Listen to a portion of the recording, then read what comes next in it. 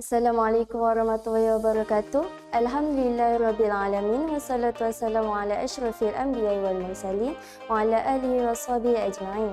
Bersama saya Siti Nur Ain Fitraliti Hamidi akan meneruskan slot 5 minit bersama Badar dalam program Permata Ramadan 2021. InsyaAllah pada hari ini saya akan menyentuh ataupun mengupas tajuk yang berkaitan dengan amalan-amalan untuk wanita mamnu di bulan Ramadan.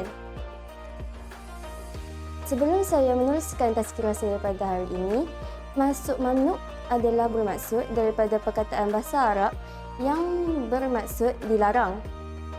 Dan istilah perempuan mamnu itu sendiri adalah istilah yang sering digunakan oleh wanita pada zaman sekarang, lebih-lebih lagi wanita di bangku sekolah. Terusnya, berbalik pada tajuk saya pada hari ini, adakah ada amalan bagi wanita yang mamnu di bulan Ramadan?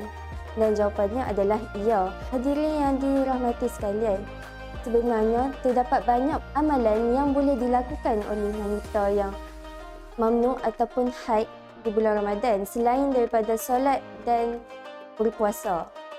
Okay. Dan insyaAllah pada hari ini saya akan memberikan 3 amalan yang boleh dilakukan oleh anda apabila anda menghadapi haid ataupun nifas. Yang pertama, anda perlulah memperbanyakkan zikir, istighfar dan doa.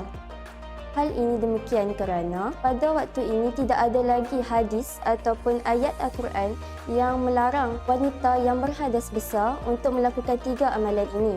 Jadi, anda perlulah mengambil peluang ini dan amalkan sebanyak yang mungkin agar kita dekat dengan Allah Subhanahu Wa Taala dan sentiasa ingat kepada Allah Subhanahu Wa Taala walaupun kita dalam keadaan hadas besar. Dalam ayat Al-Baqarah 152 yang berbunyi, Azkuruni azkurtum washkuruli wala takfurun. Sadaqallahul azim. Yang bermaksud, kerana itu percayalah kepadaku, nescaya aku akan ingat kepadamu dan bersyukurlah kepadaku dan janganlah ingkari nikmatku. Dalam surah itu, dalam ayat itu sendiri, Allah menyuruh kita agar sentiasa ingat kepadanya, dan oleh sebab itu kita perlulah mengamalkan zikir dan sentiasa beristighfar kepada Allah Subhanahu Wa Taala.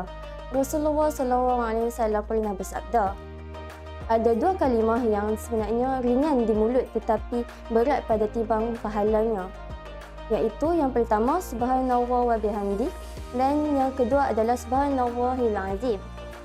Dan seterusnya, amalan lain yang kita boleh lakukan pada bulan Ramadan ini adalah kita perlulah membantu orang lain, terutamanya orang yang boleh berpuasa, kerana pada ketika itu kita semestinya kita ada tenaga disebabkan kita boleh makan dan minum. Jadi kita perlulah menolong mereka, seperti menolong mereka untuk berbuka puasa, maafkan saya.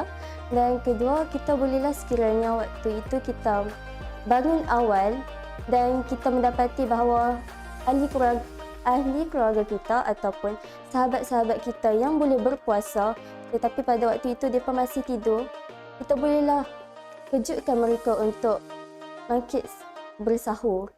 Dan seterusnya, kita bolehlah membantu mereka dalam aktiviti fizikal.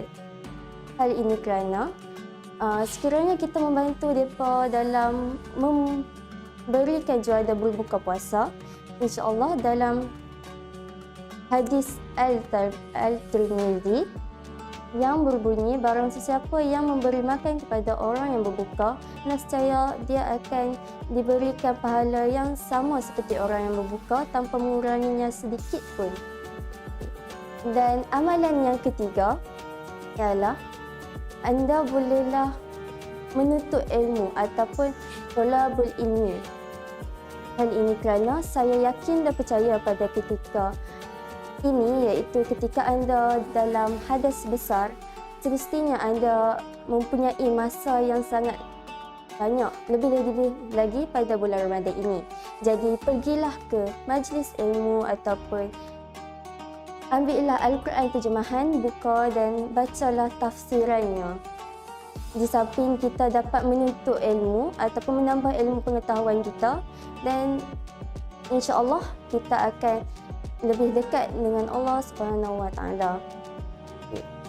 Dan kalau diikutkan, bukan 3 amalan ini saja yang kita boleh lakukan. Sebenarnya terdapat banyak lagi amalan yang lain yang kita boleh lakukan, seperti mendengar ayat suci Al-Quran. Dan yang kedua, kita bolehlah memperbanyakkan sedekah di bulan Ramadan. Dan seterusnya, kita bolehlah sentiasa mengingati nama-nama Allah, iaitu Asmaul Husna. Dan akhir kalam daripada saya menyuruh kepada semua kaum wanita agar kita sentiasalah bersangka baik kepada Allah SWT. Sebab walaupun Allah memberikan kita cuti pada bulan Ramadan ini, tetapi itu tidak bermakna Allah mahu mengurangkan pahala kita. Akan tetapi Allah mahu meringankan tugas kita untuk beribadah kepada Allah Subhanahu Wa Taala. Kerana apa? Kerana Allah lebih mengetahui apa yang kita mengetahui. Dan di samping oleh itu, kita perlulah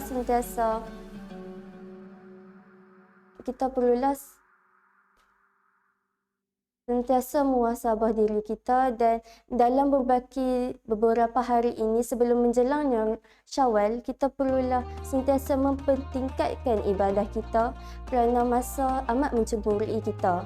Dalam surah Al-An sendiri, Allah telah menegur kaum manusia, iaitu A'udzubillahi minasyaitonirrajim. Bismillahirrahmanirrahim.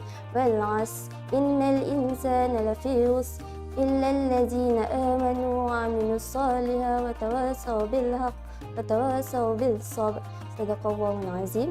Yang bermaksud, demi masa, sesungguhnya manusia itu berada di dalam kerugian kecuali orang-orang yang beriman dan beramal soleh, yang berpesan-pesan kepada kebenaran dan berpesan-pesan kepada kesabaran.